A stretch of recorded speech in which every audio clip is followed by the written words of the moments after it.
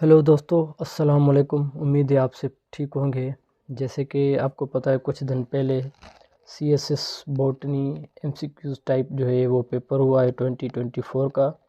इसका वो theoretically paper भी हुआ है, वो दोनों मेरे पास हैं, यानी कि MCQs टाइप भी और थ्योरेटिकली भी। ठीक है, तो थ्योरेटिकली तो ज़ाहिर है हमारे लिए इतना इम्पोर्टेंट नहीं है, पर आपको ये चीज़ पता होना चाहिए कि ये जो है कॉम्पिटिटिव एग्ज़ाम्स के लिए कौन कौन सा जो है वो सिलेबस टच कर रहे हैं, या कौन कौन से बुक्स जो है वो रेफ़र कर रहे हैं, और इनके जो भी सारे पास्ट पेपर हैं आप कोशिश करें वो भी क्या करें, हल करें। तो मोस्टली जो है वो सवाल इनसे ही आते हैं। ठीक है, आपके 4 5 6 साल तो हर साल जो है वो रिपीट होते होते रहते हैं। आ जाते हैं हम पहले हमारे MCQ पे। Which is the largest plant family in the world, known for its diverse members, sunflower and daisies and chrysanthemum। देखें अब यहाँ पे सनफ्लावर जब आ गया तो ये क्लियर हो गया। तो sunflower is belonging to the family Asteraceae, तो ये इसका जो सही ऑप्शन होगा वो एस्टरेसी, और लार्जेस्ट इन द वर्ल्ड। और ये फेडरल में कई बार जो है वो सवाल रिपीट हो चुका है। In Pakistan which of the following is common gymnosperm. ज़ाहिर तो ये पाइन ट्री आपने देखा होगा, नॉर्दर्न एरियाज में जो होता है वो क्या है, वो मोस्ट कॉमन पाया जाता है।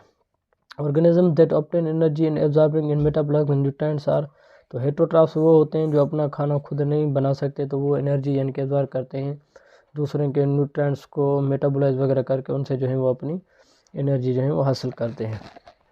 चौथा हमारे पास MCQ से pattern of arrangement of leaves on stem is called, तो ये जनरल रटे की बात है, तो यहाँ से डायरेक्टली पूछा गया है कि भाई स्टेम के ऊपर जो अरेंजमेंट ऑफ लीव्स होती है उसको क्या कहा जाता है। देखें, फाइलो मीन्स लीव्स और taxi means arrangement of leaves around the stem is called phyllotaxy. अगर वो अपोजिट है या वर्ल हालत में है, जो भी जो है, तो उनको हम क्या कहते हैं, फाइलोटैक्सी। उसके बाद है question number 5, how many enzymes are involve in Kreb cycle. और क्रेब साइकिल देखें मशहूर है, तो इनसे पूछा गया है कि भाई कितने एंजाइम इन्वॉल्व होते हैं, तो ये क्या होता है, सही ऑप्शन 8 है। The enzymes are glycolysis are located in, देखें ग्लाइकोलाइसिस जो होती है वो साइटोप्लाज्म में होती है, तो ज़ाहिर उनके जो सब एंजाइम्स होंगे वो साइटोप्लाज्म में होते हैं। ठीक है, बाकी के जो भी रिएक्शन होते हैं आगे वो जाकर माइटोकॉन्ड्रिया वगैरह में होते हैं, तो वो वहाँ पे अवेलेबल होंगे।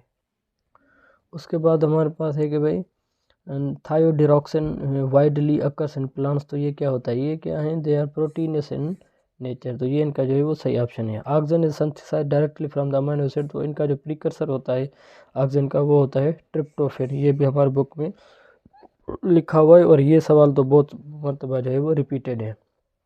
ट्राइटिकल is derived by crossing of, triticale में हम क्या करते हैं, राई एंड वीट को जब आपस में क्रॉस ओवर करते हैं तो ये जो है वो एक कंडीशन बनती है जिसको हम ट्राइटिकल कहते हैं। ठीक है, तो उनका जो मतलब ये जो शक्ल होती है वो इसी तरह से, मतलब इन दोनों का क्या होता है, वो रिजल्टेंट होता है। ठीक है, तो इसको हम ट्राइटिकल कहते हैं।